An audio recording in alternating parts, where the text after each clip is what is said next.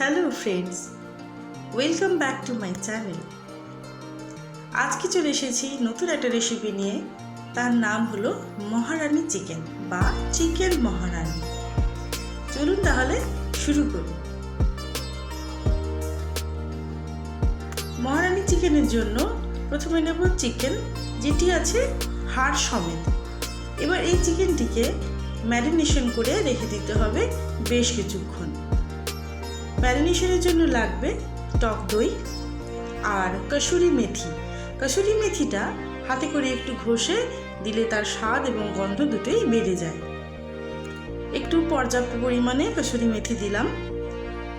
সাথে দেব নুন। নুনটা একটু আন্দাজ মতো দেবেন, মনে রাখবেন, কারণ এখন কিছুটা দেবেন, পরে কিছুটা দেবেন। আর দিলাম রেড চিলি পাউডার, আর দিলাম আদা রসুন বাটা। এবারে সমস্ত উপকরণগুলোকে হাতে করে আগে ভালো করে মিশিয়ে নেব। তাতে করে যখন মাংসের গায়ে সেগুলোকে কোটিং করে লাগাবো, তখন সেগুলো সমানভাবে প্রত্যেকটা মাংসের গায়েতে লেগে যাবে। ভালোভাবে চিকেনটাকে ম্যারিনেট করে নিয়ে রেখে দেবো বেশ 1.5 থেকে 2 ঘন্টা। কম করে অন্তত 1 ঘন্টা তো রাখতেই হবে। এবারে আপনারা যদি চান আলু দিতে, তাহলে দিতে পারেন। আমার বাড়িতে সবাই আলু খেতে, বিশেষ করে আমার হাজব্যান্ড মাংসের আলু খেতে পছন্দ করে। আলুগুলো তাই ভেজে দিচ্ছি। এবারে আলুটা ভাজা হতে হতে একটা পেস্ট বানাবো পেঁয়াজ, আদা, কাঁচা লঙ্কা আর জল দিয়ে। এই পেস্টটিকে বানিয়ে রেডি করে রাখলাম ততক্ষণ। এদিকে তখন আলুগুলো গোল্ডেন ব্রাউন হয়ে গেছে, তুলে নিচ্ছি। এবারে বেঁচে যাওয়া সর্ষের তেলটার মধ্যেই দিয়ে দিলাম রসুন থেতো করা।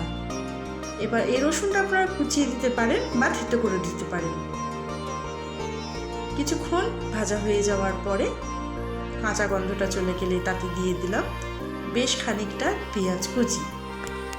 পেঁয়াজটাকে একটু নাড়াচাড়া করে একটু ভাজা ভাজা করে নিতে হবে। এরপরে এই পেঁয়াজটার মধ্যে আমরা যে বাটাটা দেব, সেই বাটাটার জন্য, যাতে সেই বাটাটা না ছিটকায়, সেই জন্য তাতে প্রথমে দিয়ে দিলাম আগে একটু হলুদ গুঁড়ো। এবারে তাতে যে বানিয়ে রাখলাম পেঁয়াজ, আদা, কাঁচা লঙ্কা দিয়ে যে একটা পেস্ট করলাম হালকা জল দিয়ে, সেই পেস্টটা দিয়ে একটু ভালো করে কষিয়ে নিতে হবে। একদম যতক্ষণ না তেল ছাড়ছে, বুঝতে পারবেন আপনারা দেখে যে ভাজাটা হয়ে গেছে কিনা। দেখবেন এই ভাজাটা থেকে তেলটা আলাদা হয়ে আসছে, তখন বুঝতে হবে যে এটা হয়ে গেছে, ভাজা হয়ে গেছে, কষানো কমপ্লিট। ততক্ষণ এর মধ্যে দিয়ে দিলাম আমরা ধনে গুঁড়ো। এই রান্নাটিতে ধনে গুঁড়োর স্বাদ খুবই গুরুত্বপূর্ণ, তাই একটু বেশি পরিমাণে ধনে গুঁড়োটা দিলাম। দেখুন আস্তে আস্তে এবারে নাড়াচাড়া করতে করতে মশলাটা কষানো আমাদের কমপ্লিট। এবারে এতে দিয়ে দেবো ম্যারিনেটেড চিকেনগুলো। ম্যারিনেটেড চিকেনগুলো আমি 2 ঘন্টা ম্যারিনেট করে রেখেছিলাম। আপনারা চাইলে আরেকটু কম সময় ম্যারিনেট করে রাখতে পারেন, তবে যত বেশিক্ষণ ম্যারিনেট করে রাখবেন এই রান্নার ক্ষেত্রে চিকেনটার স্বাদ, গন্ধ ততটাই বেশি হবে। কম করে অন্তত 1 ঘন্টা দেবেন। তার মধ্যে দিয়ে দিলাম আমরা ভেজে রাখা আলুগুলো।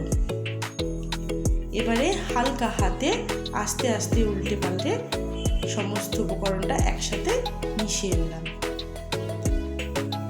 বন্ধুরা, রেসিপিটি শেষ পর্যন্ত দেখুন, আশা করি আপনাদের খুবই ভালো লাগবে। এবারে মশলাটা ভালো করে মিশিয়ে নিয়ে ঢাকা দিয়ে গ্যাসের ফ্লেমটা লো করে দিলাম, মিডিয়াম রেখেছিলাম আমি। 10টা মিনিট পরে দেখুন কতটা জল বেরিয়েছে। দইয়ের বা মাংসের যে দুটোরই জল, তাতে যথেষ্ট পরিমাণে জল হয়ে গেছে। এই রান্নাটির ক্ষেত্রে বলে রাখি, জল দেওয়ার আলাদা করে কোনো প্রয়োজন পড়ে না। এবারে দইয়ের ওই জলটা যতক্ষণ কিছুটা ফুটে কমে যাচ্ছে, একটা মশলা আমরা বানিয়ে নেব। জিরে আর মৌরি দুটোকে ড্রাই রোস্ট করে নেব। ড্রাই রোস্ট করার ক্ষেত্রে বুঝবেন কি করে যে হয়ে গেছে, যখন দেখবে হালকা একটা সেন্ট আসছে, বুঝে নিতে হবে ড্রাই রোস্ট কমপ্লিট। বেশি ভাজলে পুড়ে যেতে পারে, এবং তার গন্ধও কমে যেতে পারে। এবারে এটিকে গুঁড়ো করে একটা পাউডার বানিয়ে নেব। এবারে চিকেনটিতে এই গুঁড়ো করে নেওয়া পাউডারটা হাফটা দিয়ে দিলাম, বাকি হাফটা আমরা পরে দেব। তাতে শেষের দিকে দিলে যখন মাংস রান্নাটা কমপ্লিট হয়ে আসবে তখন গন্ধটা বজায় থাকে। এবারে একটু ঢাকা দিয়ে কিছুক্ষণ রান্না হতে দেবো। ততক্ষণ চলুন বন্ধুরা বানিয়ে নিই আরও একটা মিক্স। এই মিক্সটা করছি আমরা কাজু, চারমগজ আর দুধ দিয়ে।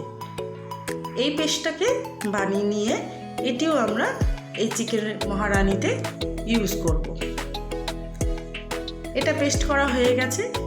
এবারে এই পেস্টটা চিকেনের ওপরে দিয়ে দিলাম। দেখুন সে আগের যে জলটা ছিল, দইয়ের যে জলটা ছিল সেটা যথেষ্ট পরিমাণে কমে গেছে এবং মাংসটা ঢাকা দিয়ে রান্না করছিলাম সেই জন্য যথেষ্ট সেদ্ধ হয়ে গেছে। আপনারা রান্নাটা করার সময় বুঝতে পারবেন চিকেনটা ম্যারিনেট করে রাখার জন্য যথেষ্ট ভালোভাবে মজে যায়। কাজুর যে মিশ্রণটি দিলাম তার জলটা কিছুক্ষণ মরে যাওয়ার জন্য ঢাকা দিয়ে বেশ কিছুক্ষণ রান্না করতে দিলাম। এবারে চিকেন মহারানি অলমোস্ট রেডি। দিয়ে দিলাম সামান্য পরিমাণে চিনি আর একটু নুন। আগে নুন দিয়েছি, একটু কম দিলাম, স্বাদ বুঝে আপনারা টেস্ট করে দেবেন। আর দিলাম যে মৌরি এবং জিরের গুঁড়োটা ছিল, বাকি যে গুঁড়োটা দিয়ে দিলাম। আর এবার দেব কসুরি মেথি, একটু হাতে ঘষে দিয়ে ছড়িয়ে দিলাম। এবার এগুলোকে ভালো করে মিশিয়ে নিলেই আমাদের চিকেন মহারানি রেডি। আপনারা বাড়িতে রান্না করুন, কেমন হয়েছে জানাবেন। অবশ্যই প্লিজ আমার চ্যানেলটিকে সাবস্ক্রাইব করবেন, লাইক করবেন, শেয়ার করবেন। আপনাদের সহযোগিতা একান্তভাবে কাম্য। এবারে পরিবেশন করে নিচ্ছি চিকেন মহারানি বা মহারানি চিকেন।